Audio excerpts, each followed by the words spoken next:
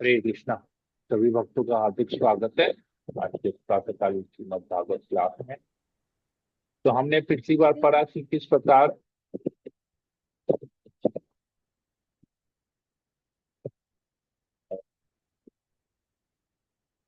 शिव जी क्रोधित हो जाते हैं जब उन्हें पता चलता है कि सती ने अपना शरीर त्याग दिया।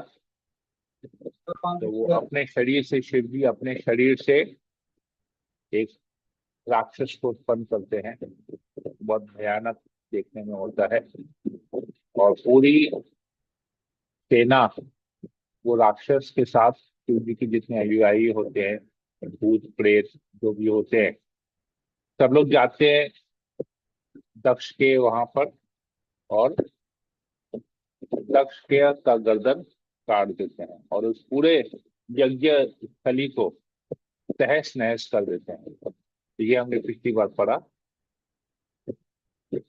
आज हम लोग इसमें और आगे पढ़ेंगे। वो था अध्याय 5। आज हम लोग अध्याय 6 पढ़ेंगे। ब्रह्मा द्वारा शिव जी को मनाना। तो ब्रह्मा किस प्रकार आते हैं शिव जी को मनाते हैं, ये आज हम लोग पढ़ेंगे। इसको हम लोग दो भाग में पढ़ेंगे। पहला भाग है जहां पर कैलाश जहां पर शिव जी रहते हैं, उस कैलाश की सुंदरता के बारे में बताया गया है। हम लोग आज केवल उसी को पढ़ पाएंगे। और फिर जो शिव जी को मनाते हैं वो हम लोग उसके बारे में कल पढ़ेंगे। तो मंगलाचरण कर लेते हैं। ओम अज्ञानतिमिरान्धस्य ज्ञानांजनाशलाकया चक्षुरुन्मीलितं येन तस्मै श्रीगुरुवे नमः। नमो विष्णुपादाय कृष्णप्रेष्ठाय भूतले श्रीमते भक्ति वेदांत स्वामिनिति नामिने नमस्ते सरस्वती देवे गौरवाणी प्रसादिने निर्विशेष शून्यादिपार्थक देशकारिणे हे कृष्ण करुणा सिंधु दीनबंधु जगत्पते गोपेश गोपिका कांत राधा कांत नमस्ते तप्त कंचन गौरांगी राधे वृंदावनेश्वरी वृषभानुसुते देवी सर्वाणि हरि प्रिय वंशाकल्पतरुभ्यश्च कृपा सिन्धुभ्यैव च पतितानां पावनेभ्यो वैष्णवेभ्यो नमो नमः। जय श्री कृष्ण चैतन्य प्रभु नित्यानंद श्री अद्वैत गदाधर श्रीवासादि गौर भक्तवृंद। हरे कृष्णा कृष्ण कृष्ण हरे हरे हरे राम राम राम हरे हरे। श्री मंगलाचरण की जय। ओम नमो भगवते वासुदेवाय। ओम नमो भगवते वासुदेवाय।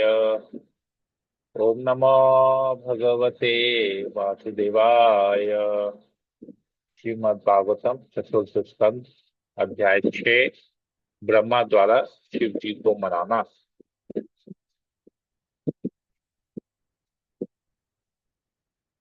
जब समस्त पुरोहित, श्लोक नंबर 1 और 2 करते हैं। जब समस्त पुरोहित तथा यज्ञ सभा के सभी सदस्य और देवतागण शिव जी के सैनिकों द्वारा पराजित कर दिए गए और त्रिशूल तथा तलवार जैसे हथियारों से घायल कर दिए गए, तब वे डरते हुए ब्रह्मा जी के पास पहुंचे। उनको नमस्कार करने के पश्चात जो हुआ था उन्होंने विस्तार से उसके विषय में बोलना प्रारंभ किया।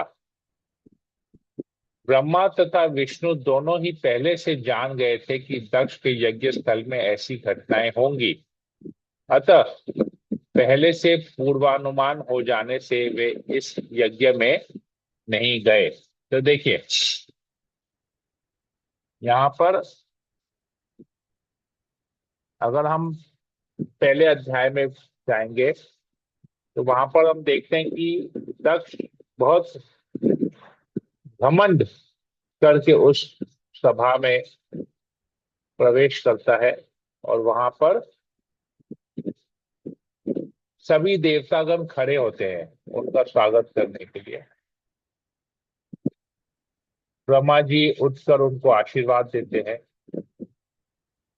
परंतु शिव जी नहीं उठते। इससे दक्ष को क्रोध आता है और दक्ष शिव जी को कटु वचनों से शिव जी के प्रति कटु वचन का प्रयोग करता है। फिर जब दक्ष स्वयं अपने यहाँ पर एक यज्ञ आयोजित करता है तो सभी को इनवाइट करता है, परंतु शिव जी को इनवाइट नहीं करता है। तो पहले तो कटु वचन कहता है, एक परम वैष्णव को कटु वचन कहता है, और फिर उसे इनवाइट भी इग्नोर करता है। पहले निंदा करता है, फिर इग्नोर करता है, 2 बार उनका इंसल्ट करता है। तो ब्रह्मा जी फर्स्ट केस में ब्रह्मा जी थे तो उन्होंने देखा कि ये वैष्णव अपराध कर रहा है। सेकंड में देखिए ब्रह्मा जी भी नहीं गए, ऐसी जगह में ब्रह्मा जी भी नहीं गए। जब दक्ष यज्ञ आयोजित किया तो ब्रह्मा जी भी वहां नहीं गए। सभी देवतागण गए, सभी ब्राह्मण गए, ऋषि मुनि गए, परंतु देव भगवान विष्णु नहीं गए और ब्रह्मा जी नहीं गए। तो उन्हें पहले ही पता था कि ऐसा कुछ सब होने वाला है झमेला, इससे अच्छा जाओ।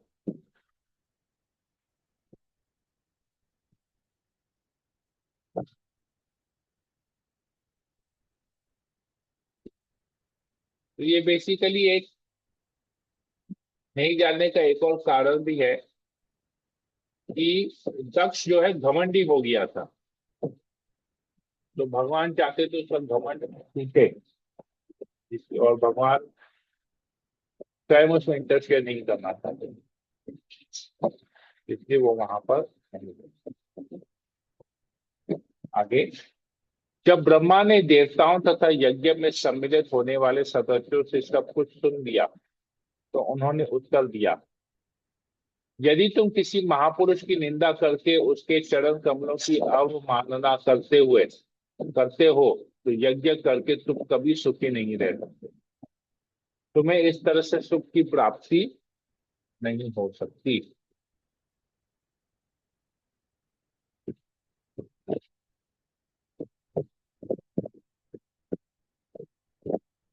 तो हम यहाँ पर देखते हैं, इसमें एक बहुत बड़ी शिक्षा है हमारे जीवन के लिए।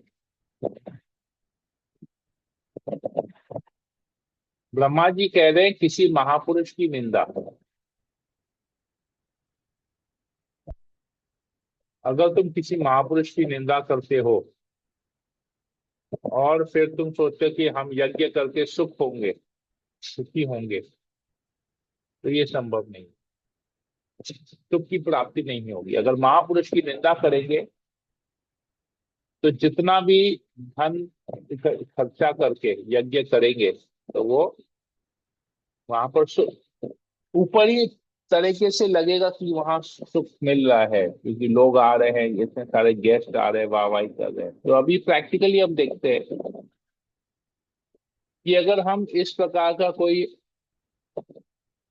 धार्मिक अनुष्ठान, अगर हम धार्मिक अनुष्ठान को होस्ट करते हैं, अभी धार्मिक अनुष्ठान का मतलब क्या है, जहां पर मंत्रों का, शास्त्र में दिए हुए मंत्रों का अगर जहां पर उच्चारण होता है। अब जैसे विवाह है, विवाह में एक अग्नि कुंड बनाया जाता है, वहां पर शास्त्रों के मंत्रों का उच्चारण होता है, पूरे विधि अनुसार एक विवाह संपन्न किया जाता है। तो ये एक यज्ञ है। गृह प्रवेश, जब हम नया घर लेते हैं, गृह प्रवेश करवाते हैं, वहां पर यज्ञ होता है, वहां पर भी एक हवन कुंड बनाया जाता है, मंत्रों का उच्चारण होता है, अग्नि में आहुति दी जाती है। वहां पर भी हम बहुत सारे लोगों को इनवाइट करते हैं, अपने रिश्तेदारों को इनवाइट करते हैं, और सबको अपना घर दिखाते हैं, तो लोग तारीफ करते हैं। हाँ, ऑब्वियस दिखाना अच्छा लगता है क्योंकि हमने इतने मेहनत से इतनी पसंद से, इतना समय दे के, इतना पैसा खर्चा करके, इतना मगजमारी करके वो घर बनाया है। तो एक इच्छा भी होती है कि लोगों को दिखाए, सब प्रकार की सुख सुविधाएं इस घर में अपने लिए करते हैं, परिस्थिति अनुसार, सामर्थ्य अनुसार। तो वो भी एक यज्ञ है।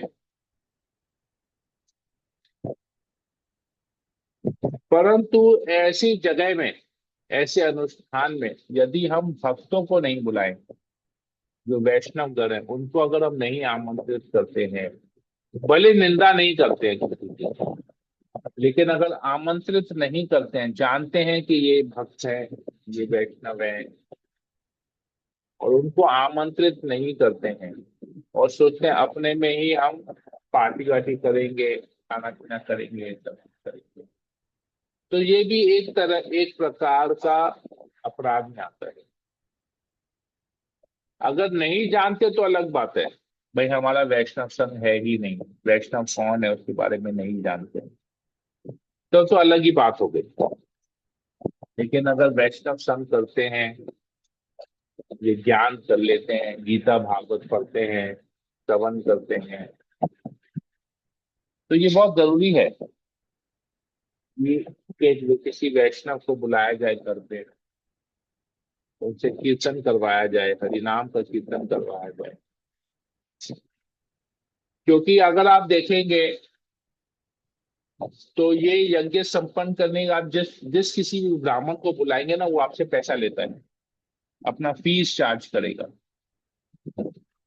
और वो ब्राह्मण बिना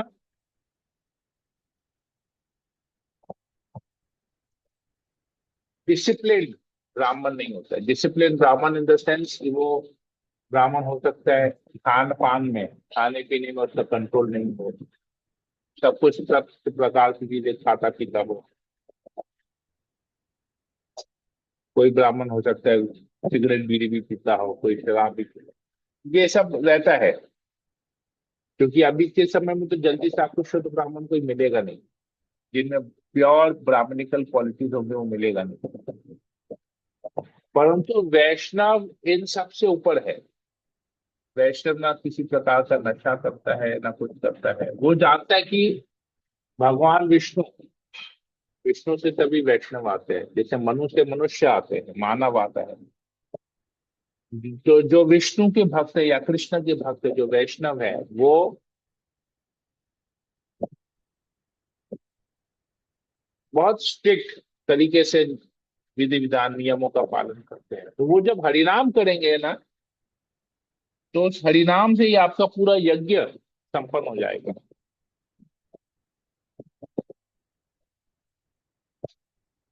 इस प्रकार से अगर हम अपने अनुष्ठान को कृष्ण भावना भावित बनाना या परफेक्ट करना है, तो वैष्णव को बुलाना चाहिए और हरिनाम करवाना चाहिए।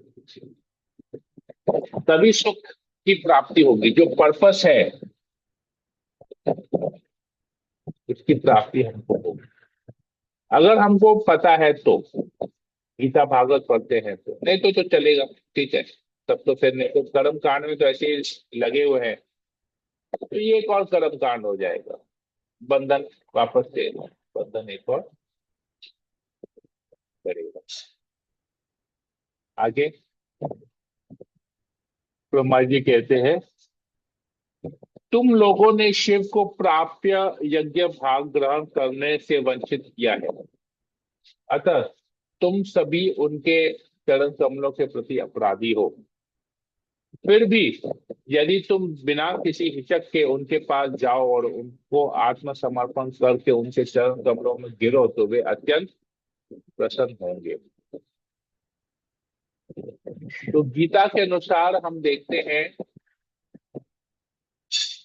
कि हमको देवताओं को यज्ञ का जो उनका हिस्सा होता है वो देना पड़ता है। उसी प्रकार विष्णु के भक्तों को भी उनका एक हिस्सा देना पड़ता है। जैसे हम पढ़ते हैं गीता में कि यज्ञार्थात् कर्मणो यस्य लोको हम कर्म बंधना यज्ञ कर्म कौन्तेय मुक्त संग समाचर। कि हम जो कर्म करते हैं उसको यज्ञ के रूप में भगवान विष्णु की प्रसन्नता के लिए करना चाहिए। अगर वो कार्य में भगवान विष्णु की प्रसन्नता नहीं है तो वो कार्य हमारा कर्म बंधन बनेगा। अगर वो विष्णु की प्रसन्नता के लिए है तो वो कार्य जो है हमको बंधन से मुक्त करेगा। अब विष्णु की प्रसन्नता किसमें है, तो ये हम भागवत में एक जगह आता है जहां पर भगवान विष्णु स्वयं बताते हैं कि वो किस कैसे प्रसन्न होते हैं। स्वयं ये भगवान विष्णु की स्वयं वाणी है। भगवान कहते हैं कि जो लोग अग्नि में घी डाल के सोचते हैं कि मैं प्रसन्न होऊंगा, या जो लोग अग्नि में मेरी प्रसन्नता के लिए अग्नि में घी डालते हैं, मेरा जो मुख है वो उस हवन की अग्नि के समान है, और लोगों को लगता है जब उसमें वो घी डालेंगे तो मैं बहुत खुश होऊंगा, उससे ज्यादा प्रसन्नता मुझे उसमें आएगी जब उसी घी से बहुत अच्छे अच्छे पकवान बना के मेरे भक्तों को प्रसाद के रूप में अर्पित करेंगे, मैं ज्यादा प्रसन्न होऊंगा। तो भगवान बताते कि वो कैसे प्रसन्न होते हैं। गीता में पढ़ते हैं कि भगवान की खुशी के लिए हमको यज्ञ करना चाहिए, कर्म करना चाहिए। अगर भगवान की खुशी के लिए कर्म करेंगे तो हम कर्म बंधन से मुक्त होंगे। लेकिन अगर भगवान की खुशी के लिए कर्म नहीं करेंगे, यज्ञ नहीं करेंगे, तो हम कर्म के बंधन में फंसेंगे। अब भगवान कहते हैं, ये बात ही भगवान ही कहते हैं, कृष्ण कहते हैं गीता में, और भागवत में क्या कहते हैं कि भगवान विष्णु कहते हैं कि मेरी प्रसन्नता उसमें है जब आप वो घी से बने पकवानों को मेरे भक्तों को प्रसाद के रूप में खिलाते हैं तो मैं खुश होता हूं, न कि यज्ञ की अग्नि में तुम उस घी को आहुति डालोगे। तो प्रसन्न कैसे होंगे वो भी बता देते हैं, कर्म बंधन से कैसे मुक्त होंगे। तो अभी अगर हम कोई भी अनुष्ठान करते हैं और उसमें वैष्णव को नहीं बुलाते हैं और उनको प्रसाद नहीं खिलाते हैं, तो वो पूरा अनुष्ठान मेरे लिए कर्म का बंधन बनेगा जो हमको इस भौतिक जगत में बांध के रखेगा। और मुझे ये बताने की जरूरत है नहीं, सब लोग एक्सपीरियंस करें कि इस भौतिक जगत में कितना प्रॉब्लम्स है। हर कोई तो प्रॉब्लम अपने जीवन में प्रतिदिन कोई ना कोई प्रॉब्लम को फेस कर रहा है, छोटा बड़ा हर कोई फेस कर रहा है।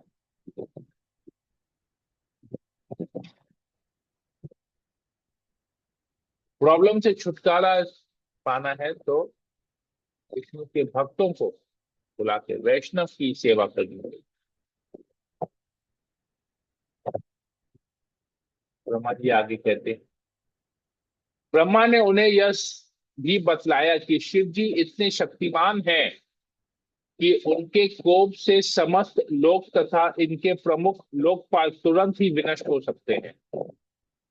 उन्होंने यह भी कहा कि विशेषकर हाल ही में अपनी प्रियतमा के निधन के कारण वे बहुत ही दुखी हैं और दक्ष के कटु वचनों से अत्यंत मर्माहत हैं।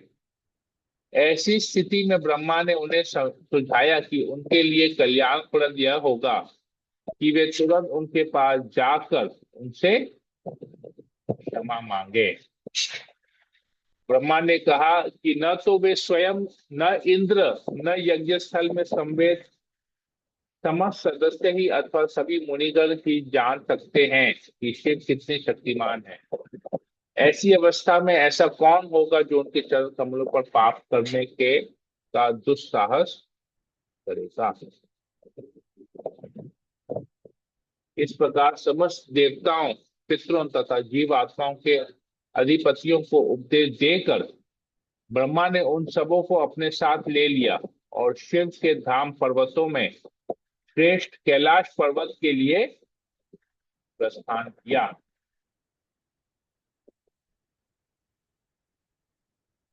हरे कृष्णा। यही बड़ी रखते हैं।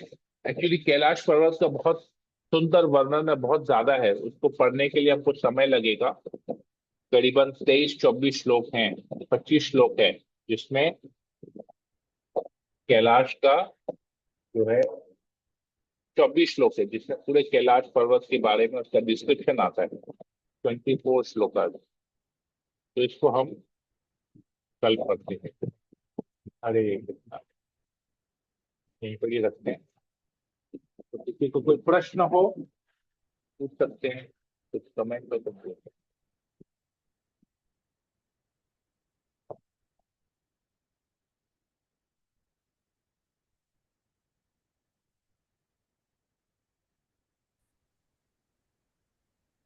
आवाज आ रही है प्रभु? यस, विनीता सत्यानंद बाबू, बोलिए।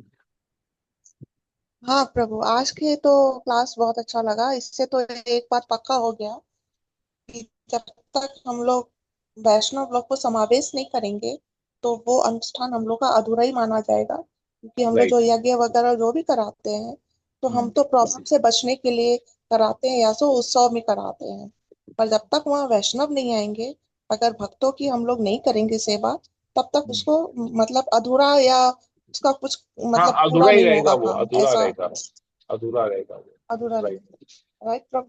और भी बहुत तो दुविधा रहती है, जैसा कि मैंने कल भी आपको एक मैसेज किया था कि जो विवाह की अभी यहाँ पे बात चल रही है, विवाह का होता है उससे पहले की जो बातें होती है, जब लड़का लड़की को देखते हैं, तो ये जन्म कुंडली का प्रभु है, आप कुछ बता पाएंगे हाँ, मुझे है कि मन ऐसा, मैं मिलानी मेरे चाहिए को या तो नहीं उनका मिलानी नंबर नहीं मिला। शुभ कृष्ण प्रभु बोल के हैं, वो गृहस्थ हैं, वो कुंडली मैच करते हैं, वो न्यू टाउन से कनेक्टेड है।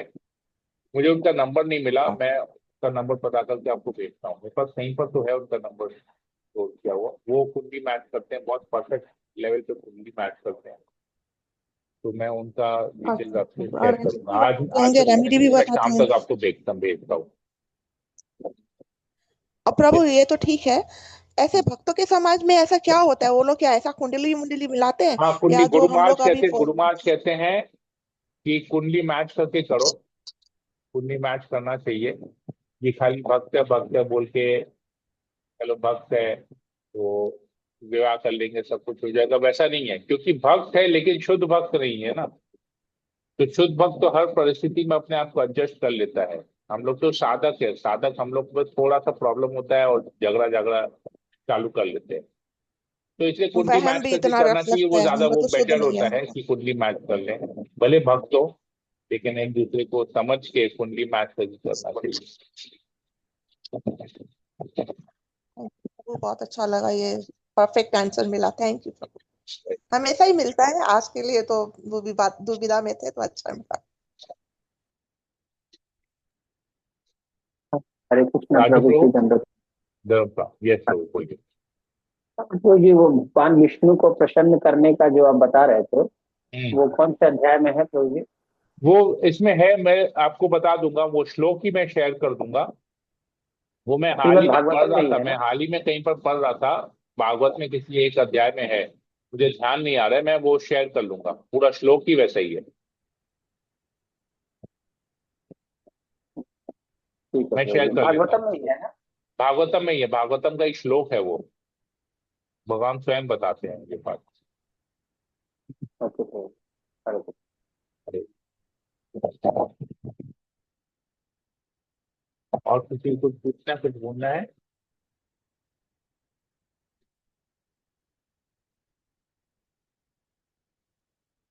नहीं, ठीक है, तो फिर हम सेशन को यूनियन करते हैं। हरे कृष्ण कृष्ण कृष्ण हरे हरे, हरे राम राम राम हरे हरे। पंचाकल्पतरुभ्यश्च कृपा सिन्धुभ्येव च पतितानां पावनेभ्यो वैष्णवेभ्यो नमो नमः। संवेद भक्तवृंद की जय, जगत गुरु शिल प्रभुपाद की जय, ग्रंथराज श्रीमद् भागवत की जय। हरे कृष्ण। ठीक है प्रभु।